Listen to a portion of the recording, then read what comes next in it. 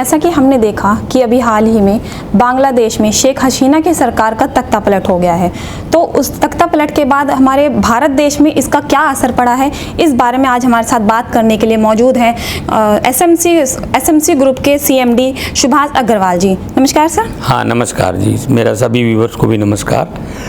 देखिए, आपका क्वेश्चन है कि बांग्लादेश में जो आंतरिक दिक्कत हुई है, तख्ता पलट हुआ है, उसमें हमारे देश का क्या फ़र्क पड़ेगा, क्योंकि हम तीन तरफ से बांग्लादेश सराउंडेड बाई इंडिया।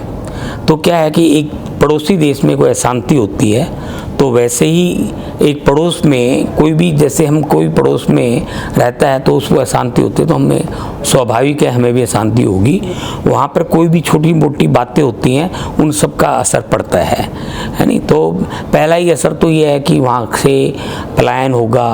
वहाँ दूसरा असर है कि वहाँ हमारी हिंदू पॉपुलेशन रहती है जो कि ऑलरेडी 20% से 8% रह गई है। उनका वहाँ पे अत्याचार हो रहा है, उनके घर जलाए जा रहे हैं, उनके प्रॉपर्टियाँ लूटी जा रही है, उनको विस्थापित किया जा रहा है, लेडीज़ के साथ बलात्कार हो रहे हैं, उनको मारा जा रहा है, पेड़ों पे लटकाया जा रहा है। ये बड़ी असहनीय सिचुएशन है इंडिया के लिए, क्योंकि अभी वहाँ कोई फॉर्मल गवर्नमेंट नहीं है, अभी बनेगी तो इंडिया को भी समझ नहीं आ रहा कि इस सिचुएशन को कैसे टैकल किया जाए। और दूसरी बात, जो anti sentiment, Hindu anti sentiment बन रहा है, वहाँ जो पब्लिक है उनको बहकाया जा रहा है, इंडिया के बारे में नेगेटिव बोला जा रहा है, तो वहाँ की पब्लिक जो कि उनको सिखाया जा रहा है इसी हिसाब से वो रिएक्शन दे रही है।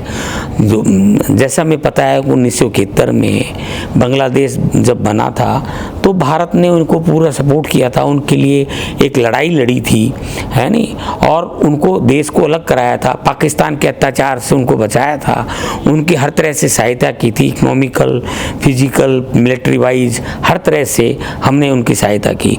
वो तो भूल गए। और जिस बंदे मुजीबुर रहमान ने जिनको आज़ादी दिलाई थी उनकी मूर्ति को तोड़ दिया, उनकी बेटी जो प्राइम मिनिस्टर थी 5 टाइम से, उनको देश से भगा दिया, उनको मारने, उनका घर लूट लिया गया, तो ये सब अत्याचार वहाँ हो रहे हैं। तो ये समझ से परे एक जो सभ्य समाज के अंदर ऐसी चीज़ उम्मीद नहीं है।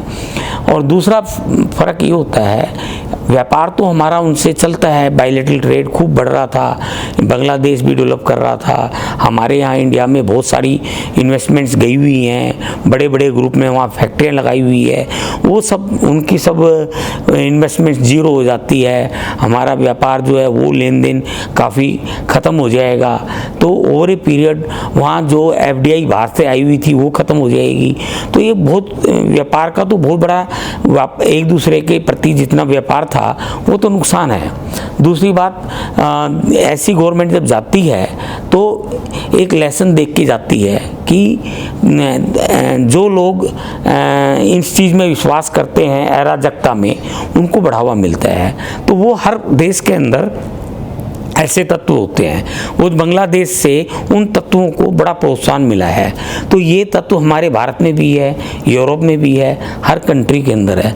हम देख रहे हैं लंदन जल रहा है, हम देख रहे हैं फ्रांस जल रहा है। तो ऐसे तत्वों को इस तरह से और प्रोत्साहन मिलेगा।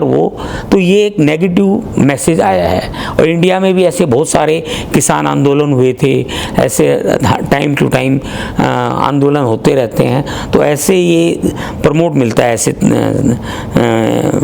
रैलियों को। तो ये एक दूसरी तरीके का नुकसान है।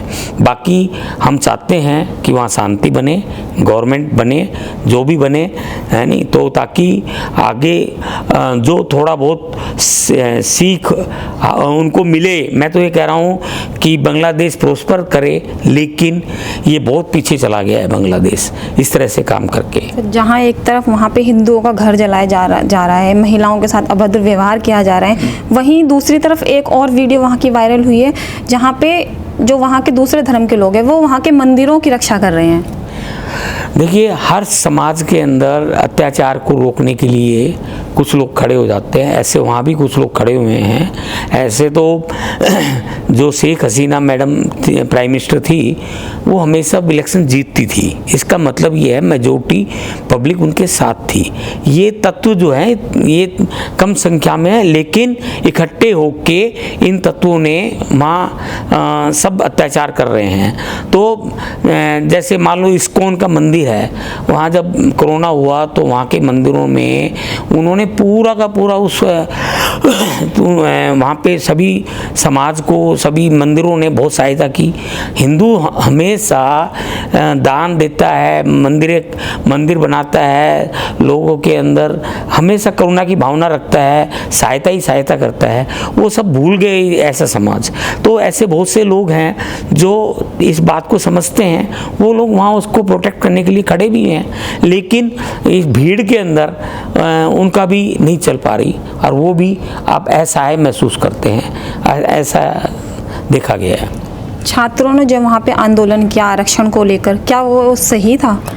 देखिए, आंदोलन कोई भी अपनी डिमांड रखना, तरीके से डिमांड रखना, शांतिपूर्वक डिमांड रखना, वो एक अलग तरीका है। लेकिन ये इस आरक्षण के ओड के अंदर यू कैन से जो ऐसे लोग थे जो चाहते थे ये गवर्नमेंट नहीं रहे, उसका तख्ता पलट किया जाए, उन्होंने इस आंदोलन को उग्र रूप दे दिया। और उग्र रूप देकर वो बात तो रही नहीं, क्योंकि वो तो सुप्रीम कोर्ट बांग्लादेश की, उन्होंने भी डिसीजन दे दिया था, और ये गवर्नमेंट भी उनकी डिमांड, वाजिब डिमांड को मान रही थी। लेकिन वो उनका कुछ अलग पर्पज़ था, जो वो पर्पज़ इससे परे था, और वो पर्पज़ तो यही था, शेख हसीना को इलेक्शन में तो नहीं हरा सके, इस गुंडागर्दी से उन्होंने उसको हटाया, भगाया और अपना राज लाने की कोशिश कर रहे हैं। अब जो बांग्लादेश में तख्ता पलट हुआ, तो उससे व्यावसायिक स्तर पर भारत में क्या असर पड़ा है? देखो, हमारा एक्सपोर्ट इंपोर्ट वो ख़त्म हो जाएगा। हमारी जो इन्वेस्टमेंट गई हुई है बांग्लादेश के अंदर, वो उसमें देखना पड़ेगा। वहाँ फैक्ट्रियाँ जला दी है, मकान ने जला दिए हैं, वहाँ कॉन्फिडेंस ख़त्म हो गया है, ऐसे में कोई बिजनेस कैरी नहीं करेगा, वो सारी इन्वेस्टमेंट ऑलमोस्ट ख़त्म हो गई। ये बहुत बड़ा नुकसान है। आगे का जो फ्यूचर में बिजनेस बढ़ना था वो तो ख़त्म हो ही गया। तो ये सारा, और जो हमें बॉर्डर के ऊपर सिक्योरिटी लगानी पड़ रही है, उसका खर्चा हो रहा है। हमारा ध्यान और 50 चीज़ों में जाना था, उस ध्यान अब बांग्लादेश की प्रॉब्लम्स को सोल्व करने में लग गया है। तो ये डायरेक्ट इनडायरेक्ट बहुत बड़ा नुकसान है।